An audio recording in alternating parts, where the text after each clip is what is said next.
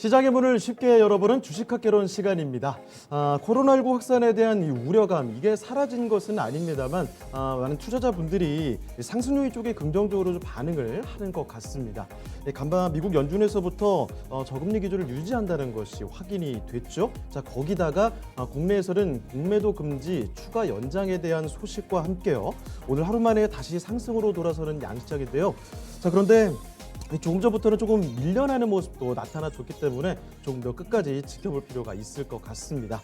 자, 오늘은 월요일과 금요일에 함께하는 이분 모셔보고 이야기 나눠보도록 하겠습니다. 토마토 투자클럽 이광무 전문가와 함께하도록 하겠습니다. 전문가님 안녕하세요. 네, 안녕하세요. 반갑습니다. 네, 반갑습니다. 자, 금요일입니다. 지금 굉장히 또 여러 가지 혼란스러운 상황들이 많이 맞닥뜨리고 있는 상황인데요. 자, 오늘 일단 시장 상황 이야기 함께 오늘 주로 키워드를 다뤄볼 거는 첨단 재생 바이오 약법 이 내용인 것 같은데요. 어떤 내용부터 시작할까요? 오늘부터 시행되는 법안 중에 하나고 네. 오늘 증시 오전장의 분위기 상당히 좋았었거든요. 맞아요. 사실 오늘 첨생법이 아니었어도 좀 여러 주식 환경에 대한 좋은 뉴스들이 상당히 많았었습니다. 네. 물론 이제 지금 12시 기점을 해서 지수가 좀 내려오고 있는데 미국에서도 이 저금리에 대한 부분들, 그러니까 초저금리에 대한 제로금리에 대한 시장에 대해서 뷰를 얘기해줬고, 네. 그리고 우리 시장에서는 공매도 제한에 대한 뉴스, 그리고 오늘 이 첨세법에 대한 시행 뉴스가 증시에 조금 오전장에 힘을 좀 많이 실어줬다라고 보시면 좋을 것 같습니다. 네. 오늘 이제 첨세법에 대해서는 좀 이제 이 교육 시간을 좀 가져볼까 하는데, 네. 계속해서 사실 언급이 됐던 네, 이야기잖아요. 맞아요. 첨단 재생 의약법인데 발음이 쉽지가 않네요. 제가 발음이 잘 안 돼요. 네. 우선은 이제 그 바이오 연구 개발과 임상에 하는 데 있어서 네. 규제가 상당히 있었습니다. 맞습니다. 네, 규제가 심했어요. 근데 그 부분들을 완화시켜 준다는 것이기 때문에 바이오 기업들 또 의약품 기업들이 뭔가 좀 더 연구 활동의 네. 증진을 위한 환경이 좀 만들어졌다. 이야기를 드리겠고요. 그럼 네. 어떤 분야인지는 제가 또 이야기 드리겠습니다. 네. 그래서 이제 결과적으로 했을 때는 임상 시간에 대한 절차가 이제 좀 더 축소되고, 그리고 이제 상용화에 앞서는 그 과정이 간소화된다라면은 바이오 기업들, 의약품 기업들은 상당히 호재가 되는 겁니다. 임상의 그 과정들을 조금 더 수월하게 진행할 수 그렇죠. 있게끔 해주는 거네요. 법률적으로 뭔가 제한이 있었는데 그 부분들이 완화를 시켜준다는 거예요. 어떻게 보면은 K 바이오 시장을 위해서 정부가 주도적으로 내놓은 것인데 네. 사실 우리 최근에 코로나 때문에 바이오 종목들의 움직임이 굉장히 빠르거든요. 네. 한편으로는 또 변동성도 큽니다. 조심도 해야 돼요. 그렇죠. 그래서 이제 오늘 같은 날 첨세법이 나오다 보니까 바이오 종목들이 오전에도 변동이 있고 오후에도 변동이 있습니다. 말 그대로 요동치고 있습니다. 네, 맞습니다. 올라가는 것도 잘 가고 떨어지는 것도 잘 떨어지고 있어요. 어떻게 보면 좀 무서워요. 예, 사실. 맞아요. 변동성 잘 대응하셔야 됩니다. 그래서 지금은 어떻게 보면 이제 진검승부잖아요. 그냥 동시다발적으로 다 같이 가는 게 아니라 네. 이제 종목을 골라내서 가야 된단 말이죠. 맞아요. 그렇기 때문에 종목을 좀 더 알아가기 위해서 오늘 첨세법을 좀 더 보도록 하겠습니다. 이 첨세법은요, 작년에 8월달에 이미 이제 공표가 되었고, 1년이 지났어요. 네, 올해 3월에 이제 제정 과정을 좀 거쳐서 이제 오늘 28일부터 시행이 되는 겁니다. 네. 상당히 좀 우여곡절이 있었고 이 첨세법이란 게 그간 1년여 동안에 준비된 건 맞지만 역사로 본다면 정말 오랜 기간 동안에 좀 이 규제가 심했던 영역이었어요. 그러면 이제 어떤 내용인지 한번 더 보도록 하겠는데 네. 다음 자료 보도록 하죠. 첨단 재생 의료법에 이제 이 첨세법이 만약에 이 내용도 중요한데 네. 첨세법이 이제 풀리게 되면 네. 제가 자료 중에 첨세법이 뭔지에 대해서 이제 서술한 게 있거든요. 그거 좀 빠진 건가요? 네, 그게 빠졌어요. 네. 그러면 구두로 설명 네, 부탁드릴게요. 그걸 이제 말로써 설명하면은 네.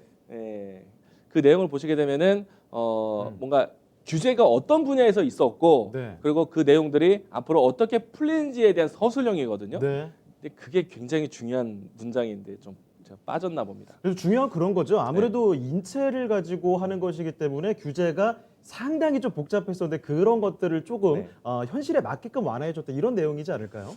맞습니다. 이제 그 내용을 제가 이제 말로써 풀어보도록 하겠는데 네. 이 첨세법이라는 게 제가 이제 요걸 보고 이야기 드릴게요. 네.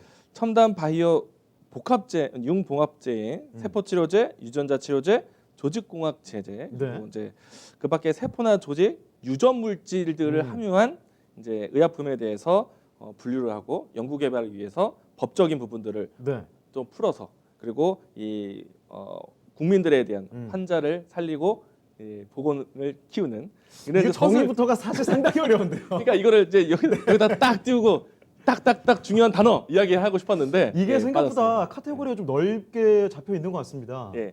왜냐면요. 이 문구에서 제가 드리고 싶었던 내용이 무엇이냐면은 이 첨생법이 생긴 환경을 보셔야 돼요. 네. 왜냐면은 유전적인 물질을 개발하는 것이기 때문에 윤리법에 대한 부분들이 좀 많이 오랜 기간 동안에 제재를 되었거든요. 네. 그리고 뿐만 아니라 여러 가지 의약품을 새롭게 내놓는 데에 대한 절차에 대해서 굉장히 좀 복잡한 절차를 거쳤었거든요. 네. 그런 것들을 이제 첨생법이라는 명명하에 풀리게 된 겁니다.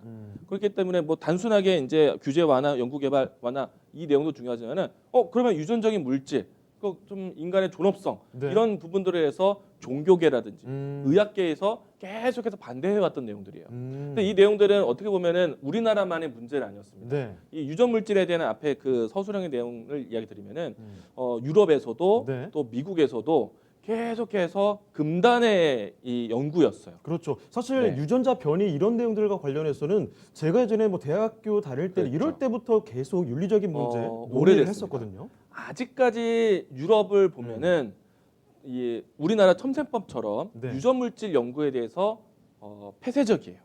허용이 안 나옵니다. 유일하게 영국 그리고 프랑스의 일부의 이 연구에 대해서 풀어준 네. 걸로 알고 있고 나머지는 연구 자체에 대해서 금단화됐어요. 네. 그리고 이 미국에서도 마찬가지입니다. 그동안에 계속 금단의 영역이었고 윤리법에 대한 부분들, 인간의 존엄성에 대한 얘기들, 또 종교계와 또 의학계에 대해서 굉장히 반대적이었거든요. 생명에 관련된 것을 그렇죠. 어떻게 함부로 조작하느냐 이 맞아요, 얘기죠. 맞아요. 그래서 어디서부터가 인간이냐 이런 내용들까지도 굉장히 많았던 내용들인데 맞습니다. 사실 이 첨세법이라는 게 미국에서는 먼저 풀렸어요. 네. 그것도 오바마 정부에서. 음. 제가 이제 다음 자료 화면 보도록 하겠습니다. 네. 보시게 되면 앞으로 풀리게 되면 이 첨세법에 대해서 우리나라 어떤 기업들이 주목을 받게 될 것이냐? 줄기세포, 면역세포, 또 이종 장기 연구, 네. 그리고 또 재성 의료 사업까지 포함되어 있는데 보시게 되면은 줄기세포, 이 성체 줄기세포, 배아 줄기세포, 배아 줄기세포 때문에 이렇게 좀 금단시 됐었는데 지금 전 세계에서 이런 부분들을 좀 이제 그래도 의료 쪽으로 이제 법적으로 이 임시적으로 이제 풀어줄 수 있는 네. 내용들이 아시아 지역에서는 풀리고 있어요. 음. 이게 사실 이제 어떻게 보면은 이거는 오랜 이 역사적인 부분들이기도 한데 네. 종교계의 입장이 굉장히 컸었거든요. 음. 이제 크리스찬 이 종교를 가지고 있는 네. 유럽, 미국에서는 반대를 하는 겁니다. 음. 우리나라에서도 그 반대가 좀 컸었고 워낙 종교적인 예. 영향력도 강하고 그 맞습니다. 민감한 이슈이거든요. 다만 아시아 지역에서는 좀 일단은 풀리고 있어요. 음. 네, 그 부분들 좀 참고하시면 좋을 것 같고 네. 일단은 이제 그래서 첨세법이 나와서 어떤 기업들이 유리할 것인가 이제 기업은 이제 줄여 가셔야 되는데 네. 보시게 되면은 줄기세포, 면역세포, 이종장기, 재생의료 사업들에 대한 키워드를 가지고 있고 파이프라인이 좀 더 다양해야지만 이 첨세법에 의해서 관련된 이제 의해서 모멘텀을 받고 주가에 도움이 될 겁니다. 네. 근데 사실 이제 오늘 첨세법 때문에 움직인 종목들 분명히 있었지만 생각보다 이 첨세법이라는 것이 이제 드디어 시행되는데 올라간 종목들이 많지 않았거든요. 그래요. 오늘 생각보다는 전체적인 바이오 종목들에 대한 원동력은 되긴 했지만 첨세법이라는 키워드가 크게 대서특필되지는 않았어요. 근데 사실 이미 우리가 1년 전부터 해서 2020년 네. 8월 28일 날 시행한다는 얘기는 이미 1년 전부터 예고된 거였기 때문에 예. 사실 이제 이미 선반영돼서 움직임이 나온 거죠. 근데 그 안에서 어떤 종목들이 이제 앞으로 가져가야 되느냐. 자, 모두 다 바이오 종목들 살 수 없어요. 줄기세포 뭐 다 있어도 네. 파이프라인이 좀 다양해야 돼요. 왜냐?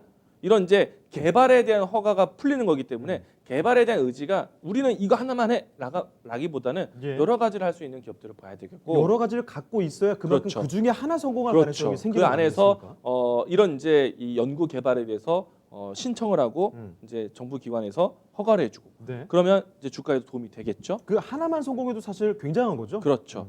그 키워드가 줄기세포, 면역세포, 이종장기 이런 내용들도 있지만은 대부분 희귀 난치병에 대한 부분들이 좀 포함되어 있습니다. 유전적인 물질로 유전적인 이 연구를 통해서 치료를 목적으로 가지고 있기 때문에 중대 질환에 대한 성격을 가지고 있는 기업들을 네. 다시 한번 살펴보셔야 돼요. 이 때문에 코로나19에 의해서 코로나 관련된 종목들만 내내 살펴보다가 이제는 다시 바이오 종목들에 대한 새로운 숙제, 새로운 이제 이 과제가 나온 거예요. 코로나 19에만 우리가 그 그렇죠. 함몰할 게 아니다라는 예. 거죠. 이제 내용을 이제 점차 이제 하나씩 들어가 보도록 하겠습니다. 네. 다음 자료 보도록 하죠. 이 첨단 재생 의료 이 연구 임상 연구하는 데에 대한 네. 이 법적으로 분류를 했어요. 위험도가 어떤 이 절차에서 나눠야 되느냐?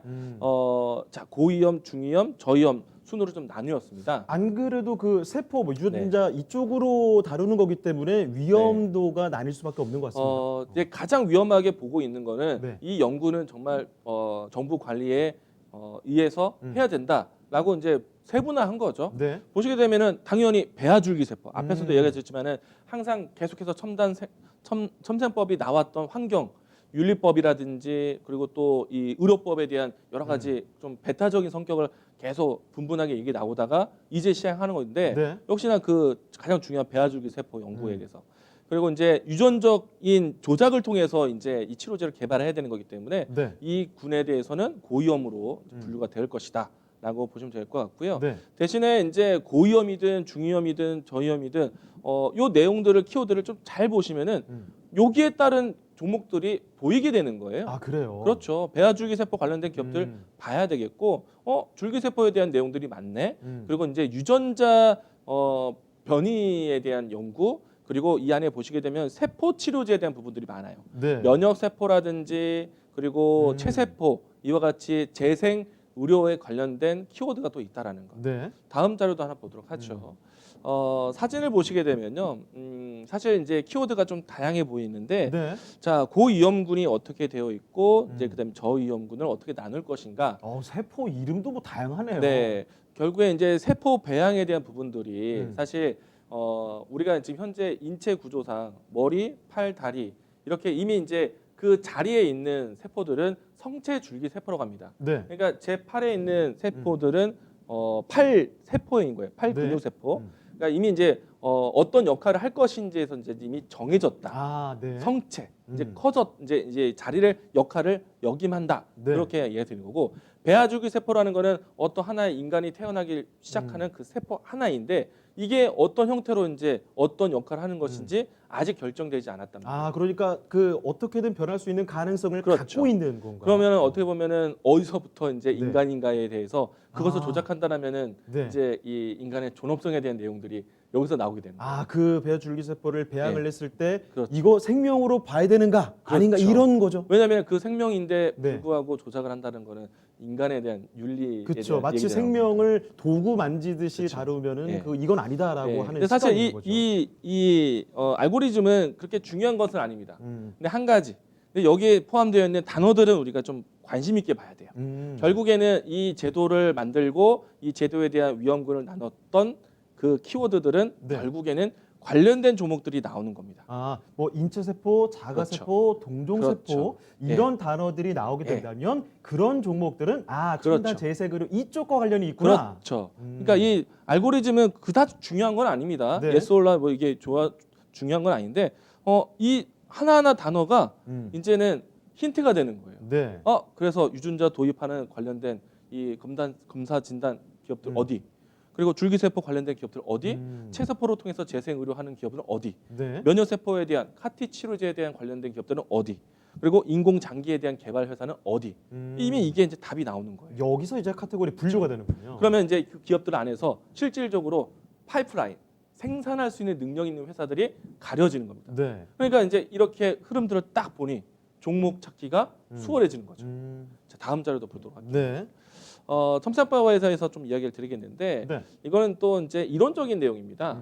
첨단 재생 의료하고요, 첨단 바이오 의약품 법이 나온 거예요. 네. 그래서 줄여서 첨생법, 첨바법 이렇게 얘기하는데 제도적인 변화가 나오는 겁니다.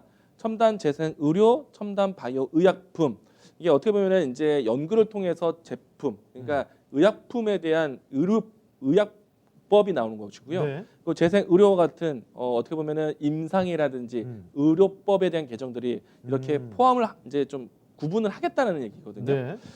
이렇게 되면은 실질적으로 기업들 같은 경우에는 임상에 대한 절차가 간소화되거나 그리고 법적인 규제가 되었었던 부분들이 사실 이전에는 이 첨세법이 나오기 전까지는 그래도 발전된 게 정부의 임시적인 허락에 의해서 연구가 허용된다. 그런 특정 기업들을 제외하고는 연구의 일체가 네. 지원되지 않았어요. 아, 굉장히 제한적이었군요. 근데 이렇게 뭔가 카테고리를 만들고 난 다음에 정부가 공공의 자금으로 지원을 해줄 수 있다는 얘기입니다.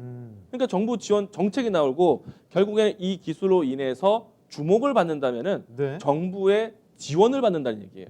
그 전에는 못했어요. 네. 연구 자체에 대한 부분들 너희가 연구하고 싶은 연구를 하되 연구도 감시를 받고 네. 연구에 대한 진행 비용도 스스로 해야 되기 때문에 대체로 이런 연구들을 하는 기업들은 사실 자금난도 많이 겪으면서 연구에 대한 진행이 어려웠다는 거죠. 그런데 그렇죠. 중요한 거는 이렇게 우리가 카테고리에서 종목을 뽑아냈는데 이들 기업들은 이 카테고리 종목이 현실화된다면은 네. 정부의 지원금이 나온다는 얘기예요. 정부 정책이 이렇게 된다라는 지원도 해주고 그동안에 감시했던 눈도 슬쩍 조금 피해주고 뭐 그거는 뭐 잘 모르겠어요. 피한다기보다는 조금 더 완화해주고 이런 거죠. 그건 잘 모르겠어요. 눈 감아준다는 표현은 저는 안 그런 건 아니죠. 저는 얘기 안 했어요. 네, 앵커님이 큰일 하신 날 겁니다. 네, 앵커님이 하신 겁니다.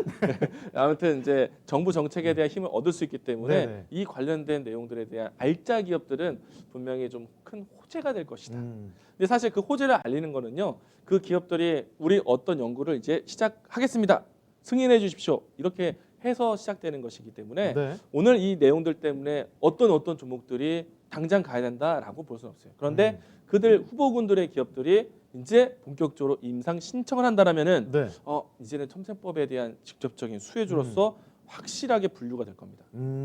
상당히 후보군들이 많아요. 앞에서 네. 키워드들이 정말 다양했죠. 그렇죠. 네. 다음 자료도 하나 보도록 하겠습니다. 자, 우선은 이제 시장에 대한 기대감을 좀 보셔야 돼요. 뭐 앞에서 제가 여담으로 이야기 드렸지만은 네. 전 세계적으로 이 첨생법과 같은 이런 이제 이 윤리와 또 의료법에 대한 반하는 이런 연구들이 상당히 어려웠지만 네. 이제 풀리고 있다라고 했었어요. 우선은 이제 우리나라 기준으로 좀 본다라면은 이제 2020년, 2021년도가 원년이라고 생각을 합니다. 앞으로 이제 이건 전망치라고 네. 할까요? 이제 유전자 치료에 대한 관심이 높아질 거예요. 네. 보시게 되면은 당연히 유전자 연구에 대해서 당연한 연구의 과제처럼 우리는 알 수는 있겠지만 네. 역시나 이 연구를 하는 데 있어서 제약이 굉장히 많았다는 거죠. 그런데 만약에 이게 풀리게 되면은 정말 큰 시장이 열린다는 겁니다. 그러니까 기업들 위치에서도 바이오 기업들이 그동안에 바이오 기업들은 정말 잡주다. 뉴스 언제 뜰지 모르기 때문에 네. 어렵다. 이거는 정말 묻어놓고 언제 뜰지 모르는 그런 로또 투자를처럼 해야 된다. 이런 그 막연한 기대 그렇죠. 속에 투자하는 경우가 상당히 많았습니다. 그렇죠. 투기적인 성격이 컸죠. 맞아요. 실적이 나오지 않아도 네. 숫자로 증명이 되지 않아도 그렇죠. 기대감만으로 오르는 그렇죠. 경우가 워낙에 많았어요. 네. 근데 이제는 그런 이제 윤곽을 좀 만들 수 있다는 거죠. 음. 그냥 이제 시장에 대한 전망치입니다. 네. 다음 자료 좀 보도록 하겠습니다. 보시게 되면은 이제 주목을 받아야 되는 건 뭐냐? 결국에 유전자 연구를 하는 그 질환들은 대부분 희귀 난치병이라는 겁니다. 네. 그리고 실질적으로 희귀 난치법에 대한 연구 나오면은 그건 이제 제품화돼서 이제 의약품으로 팔리게 되는 거겠죠. 그러면 시장에 대한 전망이 이렇게 앞으로 열린다는 겁니다. 그런데 중요한 거는요. 이거는 기준이 이제 전 세계적인 연구에 대한 부분들인데 사실 기하급수적으로 올라가는 것은 몇 년 안 됐어요. 네. 정확히 표현하면은 2018년도 때부터 해서 본격적인 상승이 나오는 겁니다. 그냥 그지 이전까지는 상승률이 굉장히 좀 그 기울기가 높지 않았어요. 뭐 점진적인 상승을 네. 했겠죠. 그런데 이제는 좀 성장 폭이 좀 굉장히 넓게 올라가게 될 것인데 그러네요. 이 연마다 이 차이가 네. 점점 뒤로 갈수록 점점 급해지고 그렇죠. 있습니다. 커지는 거죠.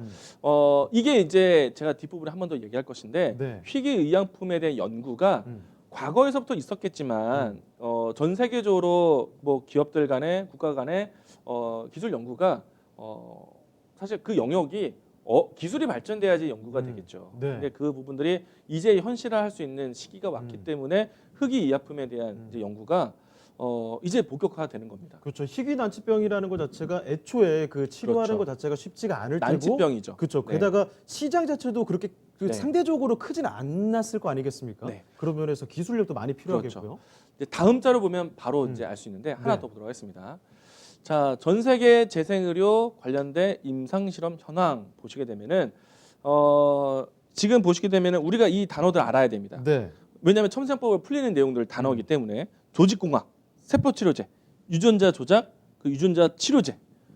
당연히 이제 이쪽에 네. 많이 몰려 있어요. 약간 뭔가 좀 비슷한 느낌이어서 구분하기가 쉽지 않을 것 같은데요. 유전자를 다루는 음. 기술 연구가 네. 지금 현재 전 세계에서 이렇게 이루어지고 있다는 얘기예요. 음. 지금 이렇게 연구된 지가 얼마 되지 않았어요. 네. 앞에서 이야기 드린 것처럼 2018년도가 음. 중요한 기점이었습니다. 네. 자, 다음 자료 빨리 보도록 할게요. 음. 다음 자료 보시게 되면요. 자, 지금 재생의료 임상 실험에 대한 비율을 보시게 되면은 맨 앞쪽에 있는 암 연구에 대한 도표가 제일 커요. 압도적인데요, 그렇죠. 어떻게 보면은 지금 암 치료라는 거는 생존율에 대한 부분들이 계속해서 높아지고 있지만은 이거는? 네. 암 연구 자체가 난치병이었죠. 그리고 난치병입니다. 왜냐면은 이제 이 암 치료를 통해서 인간의 생명이 좀 지연되고 완치라는 단어를 쓰기가 아직까지는 어려워요. 그리고 정말 그 사망으로 이르게 하는 그 요인 중에 사실 암이 네. 굉장히 크잖아요. 그렇죠. 여기 보시게 되면은 이 항암제에 대한 연구가 이렇게 진행되고 있는 겁니다. 네. 그러니까 임상에 대한 지금 건수예요. 보시게 음. 되면은 이 항암제에 대한 임상 건수가 또 왜 중요하냐면요. 네. 앞에서 이야기 드렸던 유전자 치료와 또 면역 세포 치료에 대한 부분들 계속 규제가 컸었지만은 이제 본격적으로 열려내는 제도적인 마련을 했다. 왜 이 시기에? 왜 그러냐면요. 항암제를 만드는 신약 같은 경우에 네. 원천 기술을 가지고 있는 기업들이 몇 개 되지 않아요. 아, 그래요. 예. 그런데 그 원천 기술을 가졌으면 특허를 가진 거지 않습니까? 그렇죠. 그럼 우리 회사만 만들어요. 그렇게 되면은 전 세계적으로 이 독점이 되기 때문에 전 세계적으로 의료 규제가 어떻게 되냐면은 어떤 하나의 이제 신약을 개발했을 때 특허를 인정해 줍니다. 네. 그런데 특허를 독점할 수는 없어요. 일정한 기간 동안에 그 회사만이 생산을 하지만 네. 일정한 기간이 나면은 복제를 할 수 있도록 허가를 해줍니다. 왜냐하면은 어느 한 기업이 독재를 한다면은 독점한다면은 그 치료제로 인해서 뭐 사회적인 문제, 정치적인 문제 이런 것들이 갈등이 생길 수 있고 네. 그리고 시장 경제 논리에서 가격에 대한 형평성이 안 되잖아요. 아, 그렇죠. 나 암 치료할 수 있는 약을 개발했어. 나 잘했지.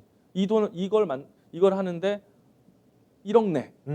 그럼 어떻게 해야 되겠어요? 자기가 가졌다고 해서 가격 마음대로 책정해 버리면 그렇죠. 시장 경제 그렇죠. 논리가 안 맞죠. 어. 대신에 그 기업이 이것을 연구하기 위해서 들였던 R&D와 시간과 노력에 대해서는 인정을 하기 때문에 일정 기간 특허를 줍니다. 네. 그런데 그 특허에 대한 만료되는 시기가 2018년도부터예요. 아, 그래서 예. 최근에 그리고 주요 기업들이 아, 바이오 신약에 비슷한 복제약, 바이오 시밀러 연구가 풀리게 되는 게 2018년도 이후부터 해서 네. 이제는 기업들이 그 하나하나의 항암제들에 대해서 복제약에 대한 시판을 할 수가 있는 거예요.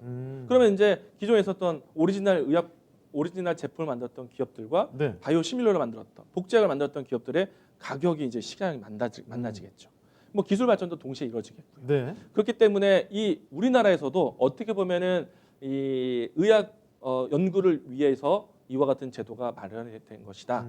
네, 오랜 좀 우여곡절이 있었죠. 우리 과거에 세포 치료, 유전자 연구를 해서 황우석 박사가 있었습니다.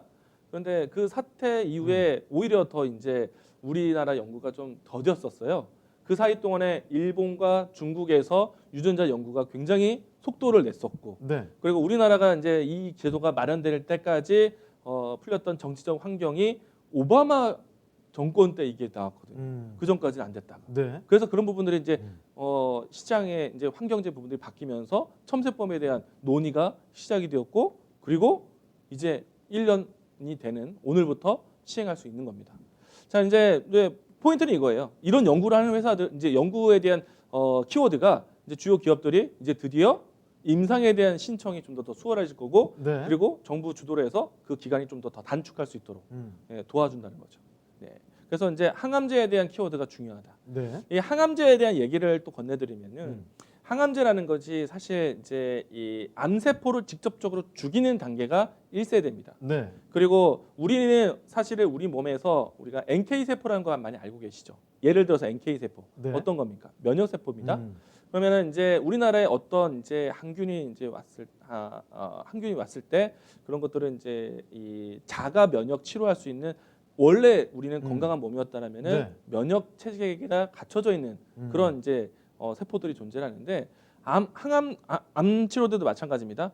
이제는 암 세포를 직접적으로 치료하는 공격하는 약을 만들었더니 네. 정상 세포들까지 너무 힘들어서 항암에 대한 과정이 너무 고통스럽고 힘들다. 멀쩡한 세포들도 데미지를 받는 거잖아요. 그렇죠. 그래서 뭐 항암제에 대한 이 뭐랄까 오류가 아니라 이 부작용으로 인해서 다른 질병을 얻기도 하고 다른 증상을 얻기도 되니까 이제는 우리 몸에 대한 면역 체계를 좀 더 강화시켜서 네. 그들이 암세포와 싸울 수 있게 그래서 표적 치료제라든지 면역 치료에 대한 부분들이 나타나면서 그게 2세대가 됐어요. 약간 공격적인 개념에서 조금 더 방어적인 개념으로 네. 바뀌었다고 할까요? 정확히 말하면 2세대 때는 1세대 때는 모든 세포가 다 같이 타격받았는데 네. 2세대 때는 암세포만 공격할 수 있는 타겟팅을 정확히. 타겟팅을 정하는.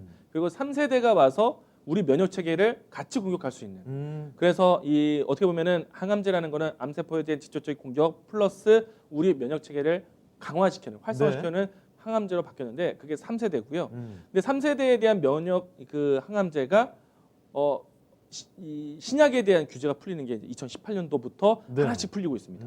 그래서 연구를 보시게 되면은 이 면역세포 치료제에 대한 관련된 종목들이 많아요. 네. 그러니까 우리가 T세포라고 하는데 카티 치료제라든지 이런 치료제에 대한 내용들이 많습니다. 그리고 그 부분들에 대해서는 RNA, DNA 유전적인 변화에 대한 연구를 같이 하는 회사들이 있어요. 그런 것들을 이제 좀 다시 한번 찾아봐야 된다. 네. 이야기 드리겠습니다.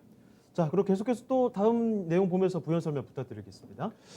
그래서 지금 이제 조금 전에는 암세포에 대한 얘기들 건네드리긴 했는데 네. 전체적인 이 첨세법에 관련해서 많이 보였던 이 연구 중에 하나가 줄기세포, 면역세포, 체세포 네. 이런 연구들에 대한 기업들이 있는데 그 기업들이 과거에도 물론 이제 연구에 대한 임상 신청에 대한 부분들이 있었죠. 그 내용들이 허가했던 나라에서 허가해줬던 목록입니다. 네. 그러면 이 기업들이 과거에서부터 연구를 해왔지만 이번에 첨세법에 의해서 그 속도가 좀 더 빨라지고 또 제품에 대한 시판도 기대가 될 수 있다라는 거겠죠. 네. 그러면 여기 나열되어 있는 회사들을 한 번씩 봐주면 좋겠습니다. 성분명에 대해서 어떤 질환이다라고 뭐 우리가 다 외울 수는 없겠지만은 예. 기업명으로 봤을 때는 세원셀론테, 뭐 테고사이언스, 바이오솔루션, 크아젠, 녹십자셀, 또 안트로젠 우리가 알고 있는 기업들이거든요. 그리고 바이오메디스, 파미셀, 메디포스트, 코아스텍 네. 이와 같은 기업들이 나열되어 있다. 저희가 뭐 많이 언급이 됐던 내용들 그리고 그런 네. 종목들 눈에 띄는 종목들이 상당히 보입니다. 이런 기업들을 분명히 메모해 놓으셔야 돼요. 음. 시청자분들도 화면이 좀 잘 보이셨다라면 예. 메모하셨으면 좋겠습니다. 나중에 부족한 거는요. 제가 한번 공개 방송을 따로 준비해서 네. 이 첨세법 관련된 기록에 대한 종목들을 또 소개하는 시간 가져보도록 하겠고요. 네. 다음 자료도 보도록 하겠습니다. 이게 마지막인가요? 요게 이제 마지막일 네. 것 같은데요. 자, 지금 첨생법에 대한 이야기부터 오늘 이제 시행이 됐기 때문에 자세한 이야기를 전해드리고 있습니다. 자, 그 중요한 용어들을 꼭 한번 머릿속에 넣어두시면 좋을 것 같다는 생각이 들고요. 여기 그러면 여기 또 구체적인 종목 하나 보면 좋을 것 같습니다. 어떤 추천할 만한 종목들이 있을까요? 우리가 이제 앞에서 제가 윤리적인 부분들 이야기를 많이 건네드리면서 네. 줄기세포가 단연치 많이 주목을 받게 될 겁니다. 아무래도 뭐 성체 줄기세포 그리고 배아줄기세포라는 것이 가장 큰 화두가 되기도 했었거든요. 네. 근데 우리나라에서 배아줄기세포에 대해서 연구할 수 있는 회사들은 몇 개 있습니다. 그런데 지난해까지 우리나라에서 첨세법이 나오기 이전에 이 배아줄기세포 연구에 대해서 임시적인 허가가 나오기도 했었어요. 네. 그러니까 나라의 이 임시적인 허가. 그러니까 그 기업이 바로 차바이오텍이었는데 네. 이 종목에 대한 종목들을 좀 나열해서 보도록 하죠. 차바이오텍 보시게 되면 오늘 장중에 그래도 반등에 대한 모션이 좀 나왔습니다. 6%대 나왔어요. 네. 그런데 이 첨세법에 대한 기대감 대비해서는 큰 움직임이 나오지는 않았습니다. 물론 이제 첨세법에 대한 시간에 대해서 예고가 이미 1년 전부터 나왔었기 때문에 주가는 어느 정도 좀 반영을 좀 시키면서 진행됐다라고 볼 수 있겠고요. 근데 이제 차바이오텍만의 영역이 아니라 이제는 이제 다른 기업들도 많이 이제 할 수 있다라는 것 참고하시면 좋을 것 같고요. 네. 대표적인 줄기세포 연구에 오래된 회사가 메디포스트라는 회사가 있습니다. 이 종목도 보시게 되면은 오늘 장중에 움직임이 크지 않았어요. 그런데 이 첨세법 시행에 대한 부분들을 앞두고 주가가 분명히 변동성을 보여주긴 했습니다. 그렇죠. 이 부분들 좀 반영됐다라고 할 수 있겠고요. 이런 기업들이 이제 다시 한번 이제 챙겨보고 앞에서 이야기 드린 것처럼 시점에 대한 부분들, 연구에 대한 신청과 연구에 대한 결과물에 대해서 좀 나왔을 때 더 접근했으면 좋겠다라는 것이고요. 네. 오늘 이제 그런 종목들을 봤을 때 변동성에 대한 부분들 앞으로 좀 기대되는 것들. 사실 조금 더 실적이 안정된다라면 더 좋을 것 같은데 제가 좀 한 종목 소개를 드리도록 하겠습니다. 어떤 종목인가요? 태고사이언스 이 종목인데요. 매수 목표가 손절가까지 제시를 좀 드리도록 하겠습니다. 네. 태고사이언스 주가를 한번 보도록 할게요. 태고사이언스 같은 경우에는 이제 이 설명을 좀 더 드려야 되는데 네. 우리가 이제 이번에 첨생법에 대한 풀이를 해보면은 첨단 재생 의료법입니다. 그렇죠. 재생 세포 재생에 대한 부분들도 이제 연구가 되게 되는데 태고사이언스 같은 경우에는 가장 대표적인 상품이 이런 겁니다. 우리가 이제 화상을 입었어요. 그러면은 이 세포라는 게 이 괴사하는 겁니다. 네. 세포가 죽는 거예요. 그렇죠. 그래서 보통의 수술이라든가 이런 것들을 절차한다면은 다른 쪽의 세포를 배양해서 치료를 돕는 그런 세포 치료가 되게 되는데 우선은 그런 것들을 뭔가 그 예를 들어서 치료제를 붙이거나 덮는 형태에 대한 그런 이 제품이 있는데 네. 그걸 만드는 회사가 태고사이언스입니다. 그래서 세포 치료 연구를 항상 해왔고 예. 그래서 그런 제품을 통해서 시판을 되었는데 굉장히 성과가 좋아요. 그래서 이 종목에 대한 실적을 보면은 안정적으로 꾸준하게 올라와주고 있습니다. 실적으로 나오고 있군요. 물론 이제 화상에 대한 이 사건이라든지 네. 이 환자에 대한 규모가 그리 크진 않아요. 점차 이 뭔가 소방법이라든지 건물 재생 또 환경적인 이런 이제 이 화재 사건이 크지 않았기 때문인데 그럼에도 불구하고 현대 사회에서는 이 사고가 나게 되면은 사고에 대한 발생 건수는 크지 않지만은 네. 한 번 나게 되면 되게 크게 나는 거예요. 그래서 이제 그 부분들에 대해서 계속해서 예고 주의 나오기 때문에 태고 사이언스에 대한 시장은 괜찮다라는 생각이 되고 있고요. 네. 태고 사이언스에 대한 강점이 있다라면요. 그런 이제 재생 치료제에 대한 제품이 시장 경제가 지금 일본 그리고 미국이 주도를 해가고 있습니다. 네. 국산에서는 태고 사이언스가 유일해요. 어. 그런데 이 재생 치료에 대한 가격이 굉장히 비쌉니다. 네. 그런데 태고 사이언스가 주변 국가들 대비해서 가격에 대한 경쟁력이 굉장히 좋아요. 뭐 대략 한 2배, 그러니까 그 반 가격, 네. 3분의 1 가격까지 낮춰놨기 때문에 그 정도까지 가능한가요? 예, 그래서 이제 태고 사이언스에 대한 시장 경쟁력은 좋다라고 생각하시면 좋을 것 같습니다. 네. 그래서 이제 이 종목에 대한 소개가 저는 그리 나쁘지 않을 것이다. 네. 그리고 이제 첨세법에 대한 시행이 남았기 때문에 이 기업에 대한 앞으로에 대한 연구 활동이 더 빨라질 것이고 그리고 앞에서 제가 이 일찍이 세포 치료에 대해서 허가 신청을 했었던 기업들 그리고 연구가 진행되고 있었던 기업들에 대한 명단을 알려드렸는데 바로 그중에 눈에 띄었어요, 이 종목이? 네. 그중에 태고사이언스에 대한 연구 내용들이 좀 더 많이 보였을 겁니다. 네. 그분들을 본다라면 첨세법에 의해서 수혜되는 종목 본다라면은 이 기업이 가장 최선호주가 될 것이다. 이야기를 드리겠습니다. 가격적으로 본다라면 지금 현재 네. 가격대가 3550원인데요. 가격 밴드는 저는 이제 추가적인 하락은 없을 것 같고 네. 매수물이 매수할 만한 네. 가격인가 보군요. 28,000원대에서 31,000원대 사이라면은 충분히 여러분들이 접근해 볼 만하다. 이번에 이제 코로나에 대한 충격으로 인해서 빠졌던 위치는 다시는 내려오지는 않을 것 같지만 손절 밴드를 정한다면은 25,000원 그리고 이제 추세를 보게 된다면은 역사상 신고가를 나타냈던 위치까지는 저는 볼 겁니다. 네. 그런데 1차적으로 했을 때 목표를 1차 목표가를 정한다면은 43,000원 위치 정도 이렇게 이야기 드리고 차순으로 해서 2차, 3차로 높여가시면 될 것 같습니다. 네, 알겠습니다. 자, 오늘 이렇게 첨생법에 관련된 이야기를 말씀을 드리면서요. 추천주 태고사이언스까지 좀 전해드렸습니다. 시간 약간 조금 여유가 남아 있는데요. 자, 그러면 이제 8월 시장도 다 지나갔는데 앞으로에 대한 이야기 궁금하신 분들 굉장히 또 많으실 것 같아요. 다음 주라든지 아니면 9월 달에 우리 전망 또는 좀 캐치해 봐야 될 그런 포인트들 이야기 잠깐 좀 들어볼 수 있을까요? 우선은 지수 차트를 한번 보고 네. 얘기를 들어보면은 알겠습니다. 최근에 우리 증시 같은 경우에는 지난 일주일 동안에 주가가 하락을 했어요. 네.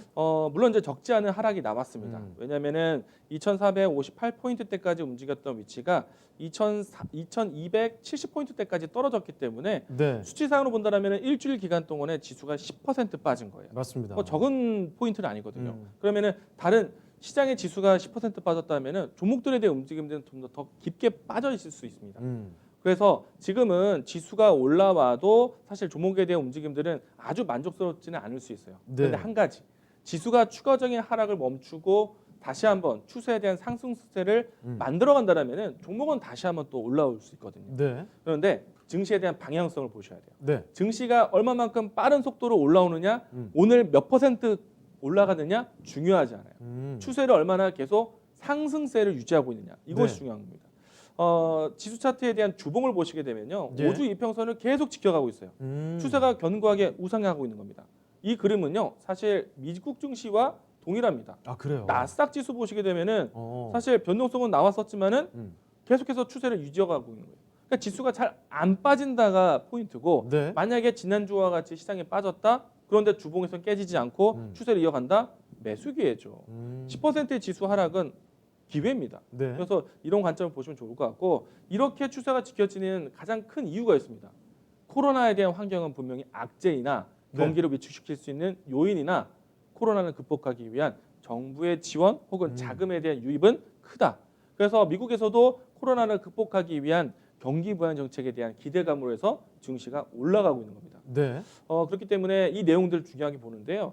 이제 9월 달이 넘어가게 되면 9월 대체로 이제 중순쯤이면 미국 의회가 열리고 또 마감하게 되는데, 그 사이 동안에 이제 미국 내에서 경기 부양 정책에 대한 논의를 마치게 됩니다. 그러면은 미국 내에서 경기 부양 정책이 나온다는 거예요. 그러면 미국 증시 괜찮겠죠. 미국 증시 괜찮으면 미국에 있는 통화 안정되고, 그리고 미국에 따라서 글로벌 증시도 안정을 찾게 됩니다. 그러면 증시를 어떻게 봐야 되겠어요? 기대감으로 보셔야 돼요. 그렇기 때문에 증시에 대해서 좀 자신감을 가지고 이제는 종목에 좀 더 집중하는 시간이 맞다, 이야기를 드리겠습니다. 네, 알겠습니다. 자, 이렇게 오늘 도움 말씀 주신 이광무 전문가님 여기서 인사드려야 될 텐데 한 가지만 좀 말씀드리도록 할게요. 저희 8월 30일에 무료 강연회가 준비가 되어 있습니다. 자, 30일 오후 10시입니다. 소부장으로 돈 벌기라는 제목으로 무료 강연회 열리니까요. 함께해 주시길 바라고요. 자, 전문가님 여기서 보내드리도록 하겠습니다. 네, 전문가님 고맙습니다. 네, 고맙습니다. 자, 이제 뭐 종료가 다가오고 있습니다. 자, 후반에도 아직 그래도 양시장 모두 상승권 지켜가고 있는데요. 신중하게 대응해 나가시길 바라고 주말 편히 쉬시길 바랍니다. 자, 지금까지 다양한 투자 판단에 대한 도움 말씀드렸습니다. 하지만 특정 종목의 상승과 하락을 보장하지 않는다는 점 기억을 해두시고요. 저희는 다음 주 월요일 이 시간에 다시 뵙겠습니다. 고맙습니다.